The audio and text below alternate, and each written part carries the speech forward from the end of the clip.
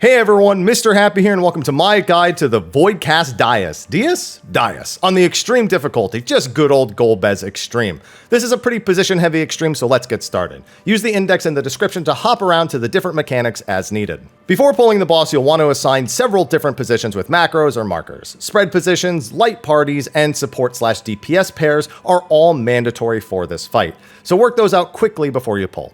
While I recommend doing traditional light party assignments, there are cases where you may want 2 melees in one party and 2 ranged in the other. I'll cover that mechanic when we get to it.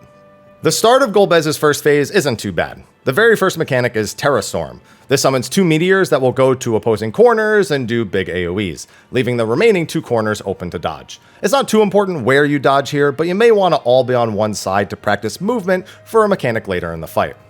After this, Golbez will begin casting Lingering Spark. At the end of this cast, Golbez will lock in every player's position, and shortly after, drop an AoE on that spot. Basically, once the cast bar finishes, move away from where you were standing. It's ideal to have the party roughly stacked here, so that no one baits one in front of everyone else as you're dodging. After Spark is Phases of the Blade. This is Golbez's sword attack from normal, but he will swing behind him after the first swing. So get behind Golbez and then dodge to his front after the first swing goes off. Binding Cold is next, which is just a hard-hitting room-wide AoE plus damage over time. Mitigate this and ensure that no one dies to that potential instant dot tick after. Gale Sphere is next, and it's very important players understand this mechanic and how it works the most. Golbez will summon 4 clones one at a time.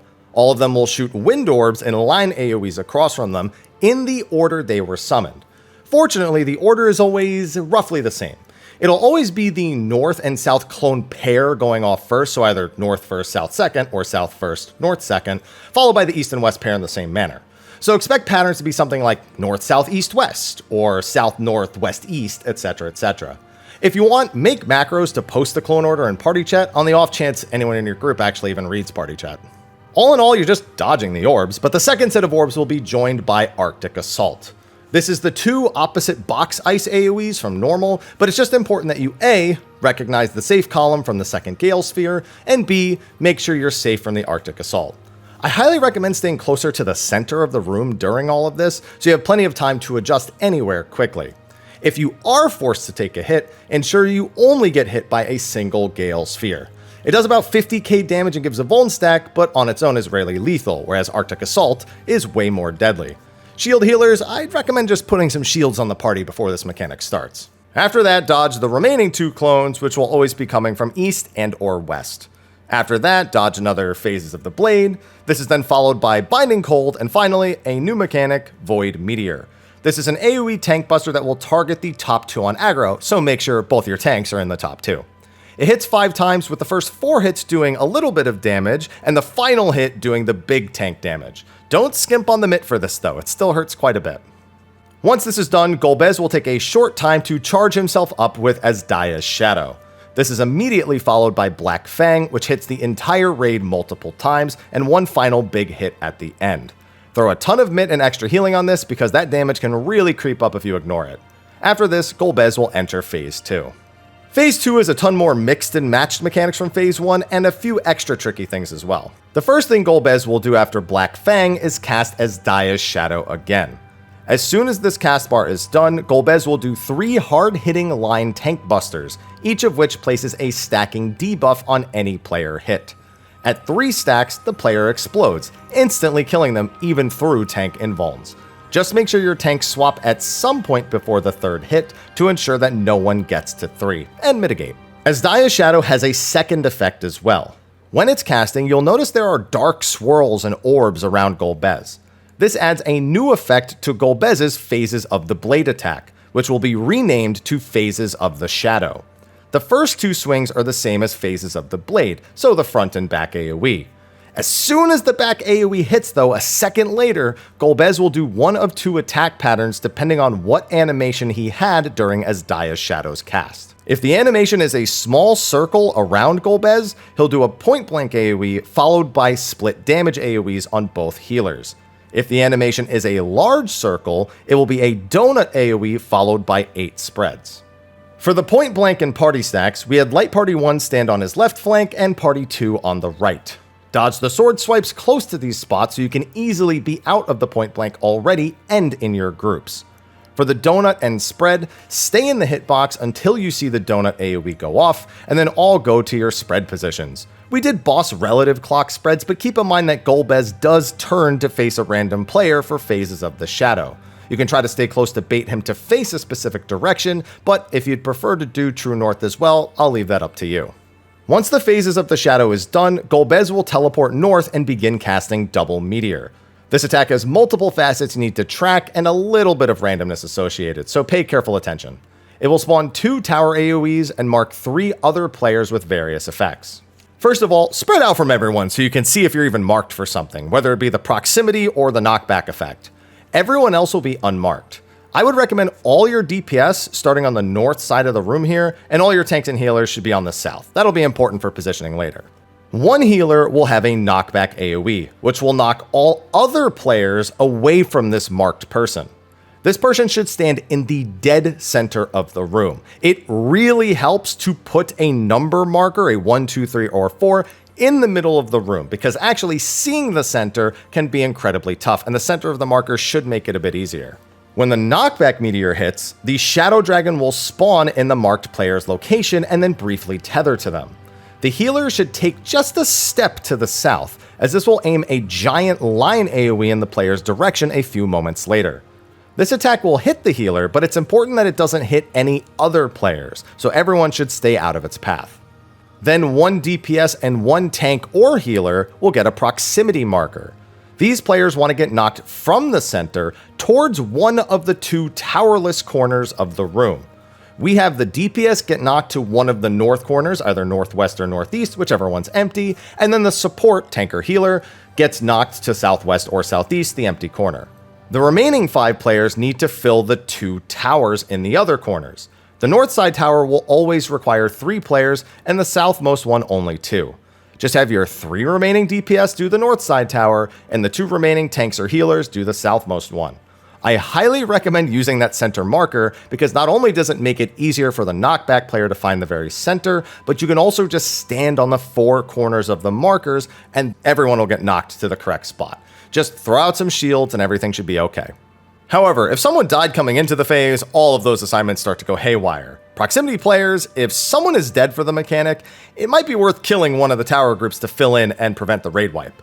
If a tower fails, 6 people are for sure dead, and you're probably wiping. But if a meteor drops on a tower, preferably the 2-stack tower if any of them, it's likely to only kill a few, and maybe you can scrap through to the end or even just to see more mechanics. It's a last resort, but if you have the mind for it, keep it in mind. Once this is all resolved, recenter the boss into another Azdaja Shadow Tank Buster set.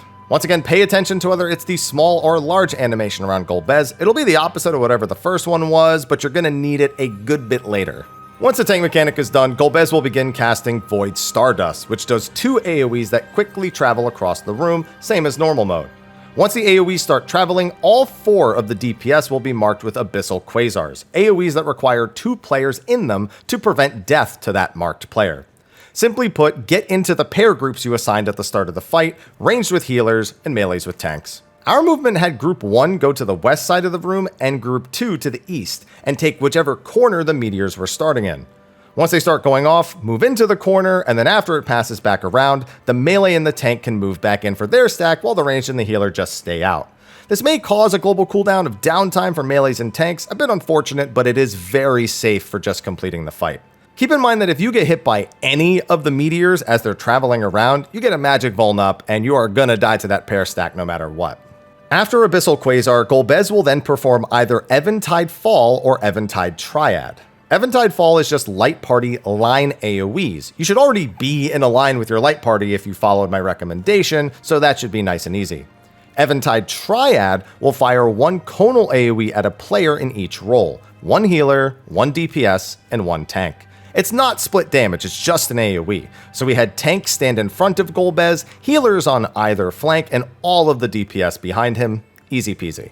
After another Binding Cold and Void Meteors, you'll face another Phases of the Shadow. This is finally making good on the Azdaja Shadow from before Abyssal Quasars, so whatever the pattern was back then, execute it now. Next will be Terrastorm again, same as the first time, but it will be combined with Arctic Assault. This will cause only a single quadrant of the room to be safe from both attacks. And to top it off, you'll have 2 Void Blizzard Light Party stacks. This is why I recommended maybe keeping in mind having 2 melees in one of the stack and 2 ranged in the other. This is the one place where you really don't want to be a melee and have to step all the way out. However, if your group is okay with that, put group 1 forward, group 2 in the back, do your light parties in the safe corner, and you'll be fine. After another Binding Cold, you'll face what is arguably the most difficult mechanic for the Party Finder other than double meteors. Gale Sphere will be cast, but you'll also need to do light party and pair splits as you're doing the movement. We did static positions for groups here, simply adjusting for the safe columns and rows when needed. For the start of Gale Sphere, we had Light Party 1 go north and Light Party 2 go south. Honestly, you could do the reverse too. It doesn't matter, just agree on it. Dodge into the first safe column while resolving the groups. If it's the 4-player split attack, then just have the group stand together. If it's the pair stacks, have the melee and tank stand together, and the range and the healer stand together a bit further out, whether that be a bit more north or a bit more south. Fortunately, I'm giving you an example of what I'm talking about on the screen right now. Dodge the second Gale and Arctic Assault, and then the third Gale. On the 4th Gale's cast, there will be another split AoE, and it'll be whichever one you didn't have at the start of Gale Sphere. We do pretty much the same thing here. Group 1 is on the west side of the boss, and Group 2 is on the east side. If it's stacks, then just stay together. If it's pairs, spread apart, with the healer in range stepping a bit further west or east. I'm just going to leave these diagrams on the screen just so you have a visualization of where Groups 1 and Group 2 will end up on Gales 1 and 4. It may not always be clean, but this is what you're aiming for.